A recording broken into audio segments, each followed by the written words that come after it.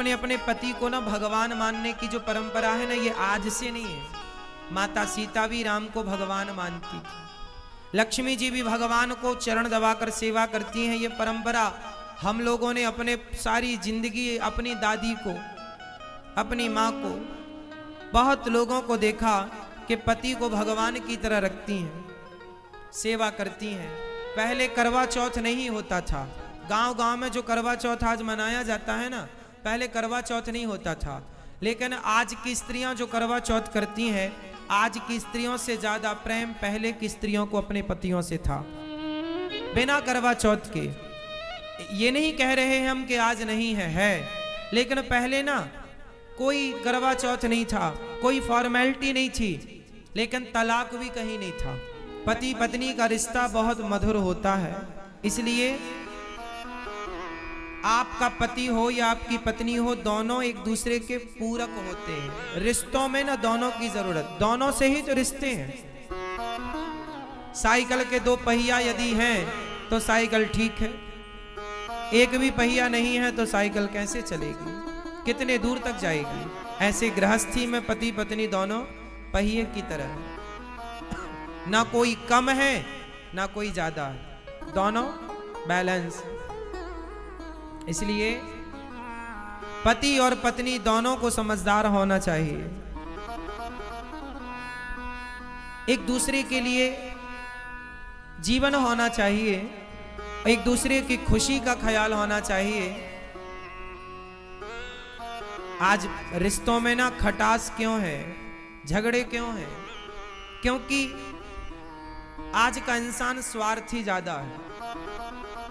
आज कुछ स्त्रियां, कुछ पुरुष स्वार्थ के कारण वो अपने रिश्तों को बिगाड़ लेते हैं। स्वार्थ के कारण कुछ पत्नियां पति को छोड़ देती हैं, कुछ पुरुष स्त्रियों को छोड़ देते हैं। रिश्तों को बनाओ साहब। आपके माथे की सुंदरता, आपके माथे का जो सिंदूर है वो सिंदूर ही पति है। आपके माथे की बिंदिया, जब तक पति है ना तो आपकी मांग में सिंदूर है। आपके माथे पर बिंदिया है, आपके हाथों पर चूड़ियां हैं, आपके शरीर पर लाल, पीली, हरी, गुलाबी साड़ी है, आपके पांव में पायल है, आपके हाथों में मेहंदी है, आपके गले में मंगलसूत्र है। जब तक पति है तब तक ही ये श्रृंगार है। पति ना हो तो ना तो माथे की शोभा होगी, ना तो गले में कोई मंगलसूत्र होगा, ना तो हाथों की मेहंदी का कोई अर्थ रहा। हाथों की मेहंदी भी तब तक शोभायमान होती है जब तक पति हो। इसलिए तो कहते हैं कि अपने पति को भगवान के रूप में देखो। मतलब आप जैसे पत्थर की मूर्ति को आप भगवान मानते हो, तो फिर पति को भगवान क्यों नहीं मान सकते? इसलिए अपने पति को पुरुष ना मानो। यदि भगवान मानोगी तो बात सेट हो जाएगी। फिर तुम हो प्राणपति, तुम हो एक अगोचर सबके प्राणपति। वो और आपके रामलाल जी दोनों हो गए एक, और जब एक हो गए तो फिर वही परमेश्वर है, वही पति है। तो पति को किस भाव से देखना चाहिए? परमेश्वर। तो भगवान ही पति के रूप में है ऐसा मानना चाहिए। भगवान ही पति के रूप में है, और ऐसा कभी नहीं मानना चाहिए कि हमारा पति नहीं है। मीरा ने कभी नहीं माना कि मेरे पति नहीं है। मीरा ने इनको अपना माना। और आप में से जिनके पति भगवान के धाम चले गए हैं, शरीर के पति, तो आपके शरीर के पति ही तो गए हैं। प्राणों के पति तो जहां की तहां हैं, उनसे रिश्ता जोड़ लो ना। वो तो जहां की तहां है, वो तो नहीं कहीं गए। वो तो पहले भी आपके पास थे, आज भी आपके पास। तो आप उनकी तो हो ही, आप मानो ना मानो। आप अपने असली पति को भूल गई हो। बस असली पति को पहचान लो कि वो आपके जन्म जन्म के प्राणों का पति यही है। हम सबके पति हैं ये। इसलिए अपने अपने पति को ना भगवान मानने की जो परंपरा है ना, ये आज से नहीं है। माता सीता भी राम को भगवान मानती थी, लक्ष्मी जी भी भगवान को चरण दबाकर सेवा करती हैं। ये परंपरा हम लोगों ने अपने सारी जिंदगी अपनी दादी को, अपनी माँ को, बहुत लोगों को देखा कि पति को भगवान की तरह रखती हैं, सेवा करती हैं। पहले करवा चौथ नहीं होता था। गांव गांव में जो करवा चौथ आज मनाया जाता है ना, पहले करवा चौथ नहीं होता था। लेकिन आज की स्त्रियां जो करवा चौथ करती हैं, आज की स्त्रियों से ज्यादा प्रेम पहले की स्त्रियों को अपने पतियों से था, बिना करवा चौथ के। ये नहीं कह रहे हैं हम कि आज नहीं है। लेकिन पहले ना कोई करवा चौथ नहीं था, कोई फॉर्मेलिटी नहीं थी, लेकिन तलाक भी कहीं नहीं था। पहले दूर दूर तक कहीं तलाक नहीं था, कहीं तलाक कोई हो जानते नहीं था। आज के 50 साल पुराने भारत का आप इतिहास उठाओ, आज के 70 साल पुराना भारत का आप इतिहास उठाओ और फिर बताओ कि तलाक किसने सुना था 70 साल पहले? डिवोर्स कहां होता था 70 साल पहले? कोई तलाक नहीं। हम सनातनियों की बात कर रहे हैं, हिंदुओं की बात कर रहे हैं। हमारे अपने धर्म में कहीं कोई तलाक वलाक नहीं था। क्यों जी था? कोई ऐसी रिश्तों को खत्म करने की कोई कार्यवाही नहीं थी। पहले रिश्तों को खत्म करना नहीं सिखाया जाता था, रिश्तों को बनाए रखना सिखाया जाता था। कैसे बनाए रखना है ना मेरी मां? हम हिंदी भाषी लोग हैं। हमारे भारत की जितनी भाषाएं हैं, चाहे मलयालम हो, तमिल हो, तेलुगु हो, कन्नड़ हो, पंजाबी हो, गुजराती हो, हरियाणी हो, राजस्थानी हो, कोई भी भाषा लो, हिंदी लो, हमारी भाषा में कहीं रिश्तों को खत्म करने की बात नहीं है। इंग्लिश में डिवोर्स है, इंग्लिश में एक शब्द है डिवोर्स, उर्दू में है तलाक। तलाक दे करके आप रिश्ते छोड़ सकते हैं उर्दू में, इंग्लिश में डिवोर्स कह के आप रिश्ता छोड़ सकते हैं इंग्लिश में। पर बताओ हिंदी में क्या है जिसको कहकर रिश्ता खत्म किया जा सकता है? बोल के बताओ। उर्दू में तलाक है, इंग्लिश में डिवोर्स है, हिंदी में बताओ क्या है? गुजराती में क्या है? पंजाबी में क्या है? बोलो, है कुछ? क्यों नहीं? हमारी भाषा में ये शब्द नहीं है। क्यों?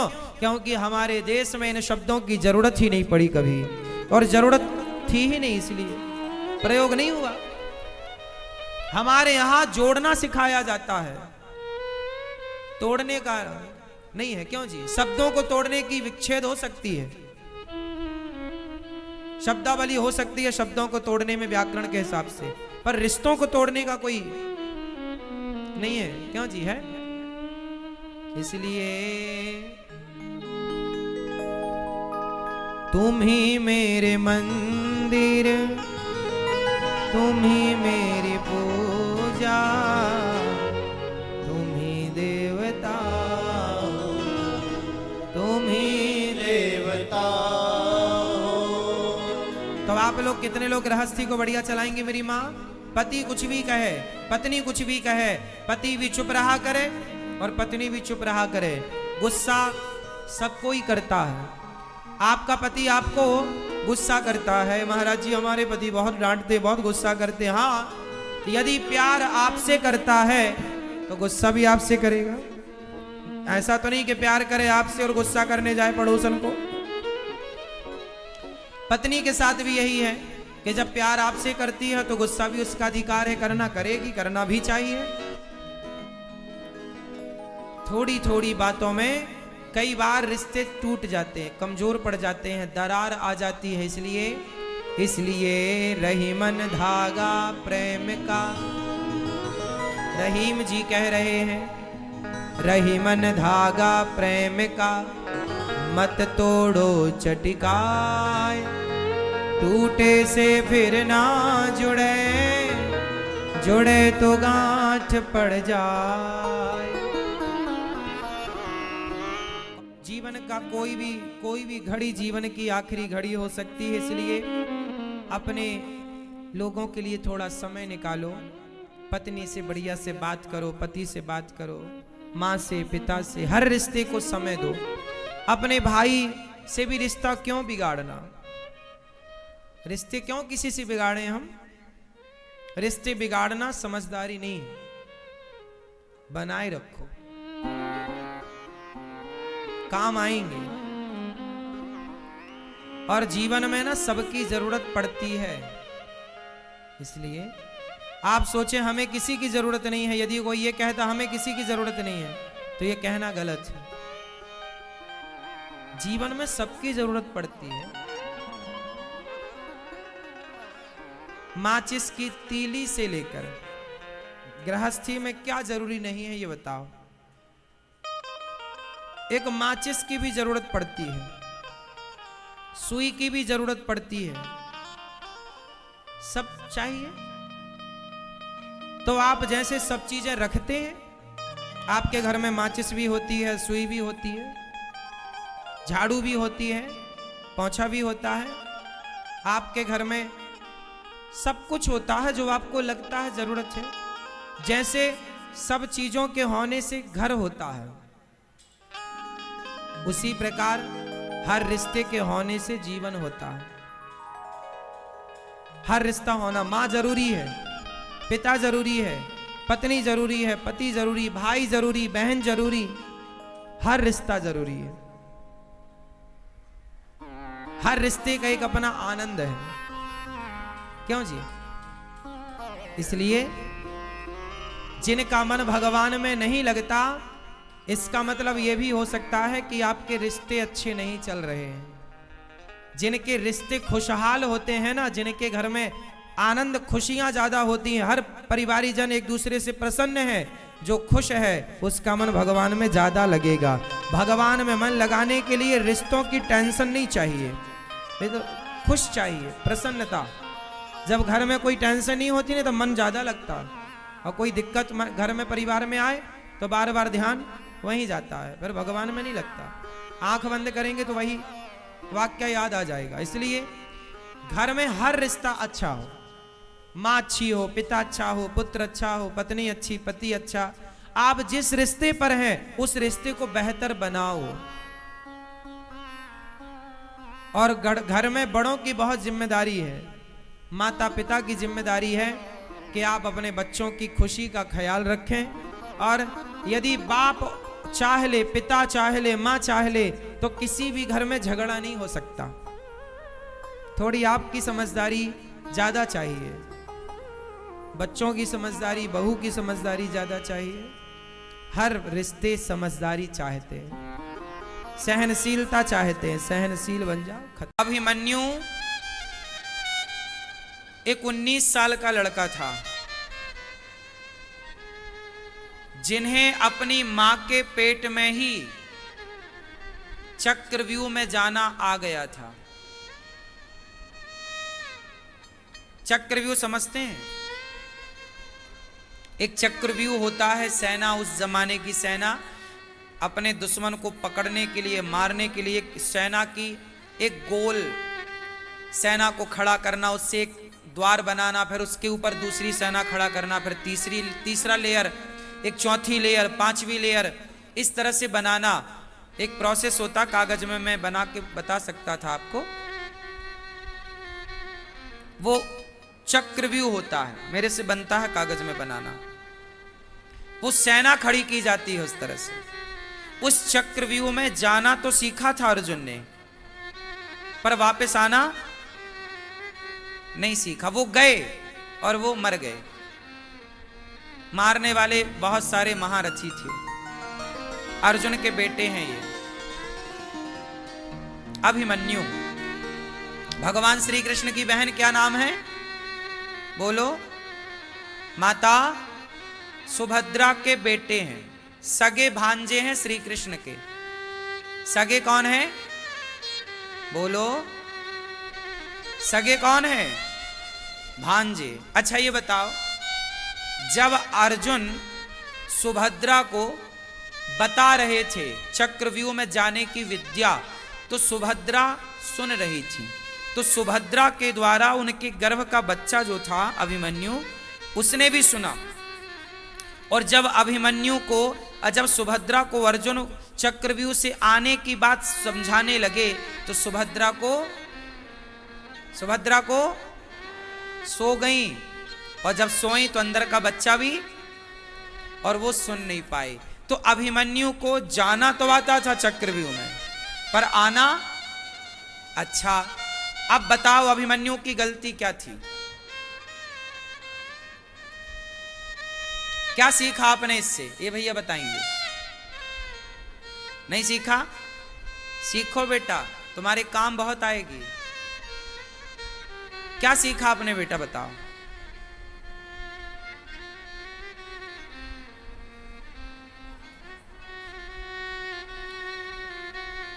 अभिमन्यु ने एक गलती कर दी। जब अभिमन्यु इतने इंटेलिजेंट थे कि वो मां के पेट में जाना सीख गए, तो जब वो वापस बाहर आए मां के पेट से, जब उनका जन्म हुआ, जब वो 10 साल के हुए, 12 साल के हुए, तो क्या उन्हें पूर्ण ज्ञान अपने पिता से नहीं पूछना था कि पिताजी आपने जाना तो मां के पेट में ही सिखा दिया था, अब बाहर आ गया हूं तो आना सिखा दो? क्या अपडेट नहीं करना चाहिए था अपनी विद्या को? उत्तर दो, क्या नहीं? जहां ज्ञान को प्राप्त करने की इच्छा समाप्त होती है वहां व्यक्ति मर जाता है। इसलिए कहता हूं, जब तक जियो नए ज्ञान की खोज में रहो, नया ज्ञान प्राप्त करते रहो। अभिमन्यु की मृत्यु इसलिए हुई कि उन्होंने ज्ञान प्राप्त करना छोड़ दिया। भाई इतने आप बुद्धिमान थे कि पेट में जाना सीख गए, तो आपके लिए तो बाएं हाथ का खेल था। अर्जुन के संग जरा 4 घंटे की एक कोचिंग ले लेते। आपके पिता ही तो थे अर्जुन।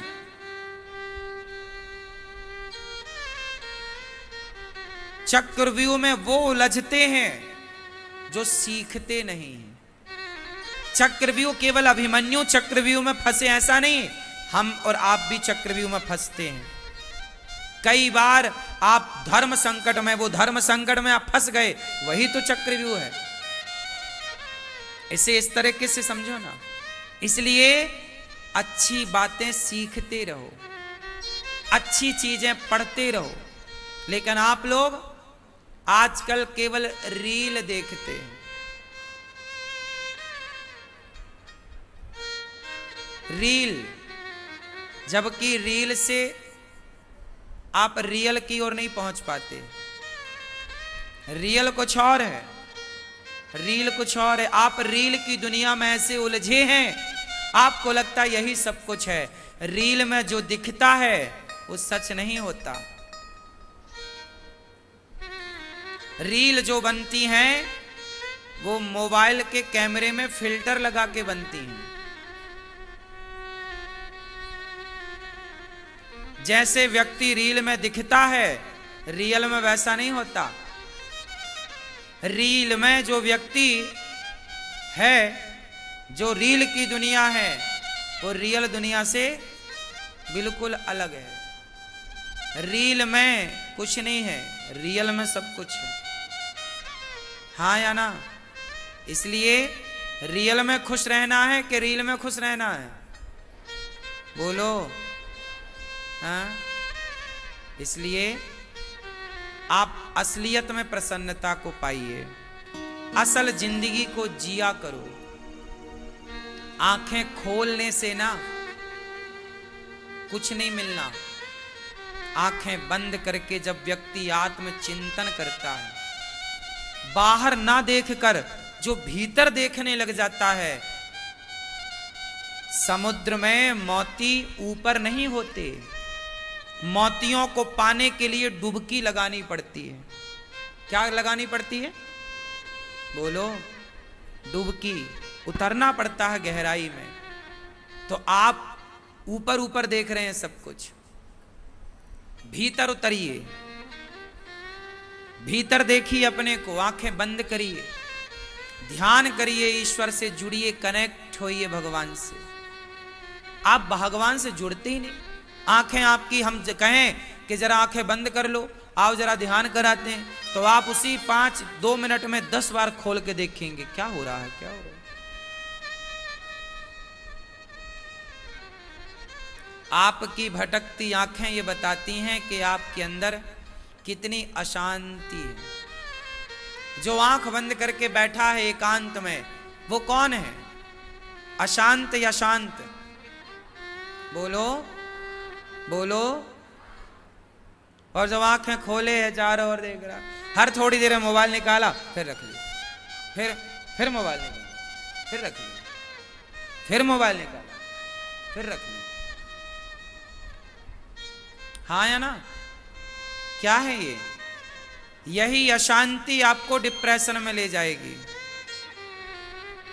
यही अशांति आपका तनाव बढ़ाएगी, और इसी अशांति और इसी तनाव के कारण लोग आत्महत्या कर लेते हैं। रियल को जान नहीं पाते आप। आपसे मेरी प्रार्थना है, आंखें बंद करना सीखिए, ध्यान भगवान का करना सीखिए। शरीर कहीं भी हो रहने दो, मन सदा अच्छी जगह। बिहारी जी का दर्शन करो मन से, ऐसा भाव इमेजिन करो कि मैं बिहारी जी के दर्शन कर रही हूं या कर रहा हूं। लक्ष्मी जी पांव दबा रही हैं भगवान श्रीमन नारायण के, एक पांव, दूसरा पांव हम दबा रहे। इमेजिन, कल्पना, कौन सा पैसा लगना है? आंखें बंद करो, ऐसा इमेजिन करो कि आप भगवान श्रीमन नारायण लेटे हैं क्षीर सागर में, उनके घुंघराले से बाल हैं, हाथों पे चक्र है, एक पे शंख है, एक पे गदा है, एक पे कमल है, और शेष भगवान की सैया पर लेटे हैं। शेष सैया पर हम पांव दबा रहे हैं। भगवान के चरणों में ध्वजा का चिन्ह है, मत्स्य बनी है, मछली बनी है, भगवान के चरणों में चिन्ह है। एक एक चिन्ह का दर्शन करिए। आंखें बंद करके भगवान का ध्यान करेंगे ना, आप 5 मिनट रोज यदि ध्यान करने लग गए भगवान का, शरीर घर में है पर मन से बिहारी जी का दर्शन रोज करो। रोज मन से हरिद्वार जाओ, एक डुबकी लगाओ, हर हर गंगे लो। रोज बद्रीनाथ जी जाओ, रोज विठलनाथ जी जाओ, रोज भगवान का जगन्नाथपुरी जाओ, रोज जगन्नाथ जी के गले लगो। कौन सा पैसा लग रहा है? इमेजिन ही तो करना है, कल्पना ही तो करना है कि हम जगन्नाथ जी के गले से लग रहे हैं, हम जगन्नाथ जी का दर्शन कर रहे हैं, हम द्वारिकाधीश जी का दर्शन कर रहे हैं। पूरे भारत का, पूरे तीर्थों का भ्रमण 5 मिनट में आप कर सकते हैं मन से, ध्यान के द्वारा। इस 5 मिनट में आप बिल्कुल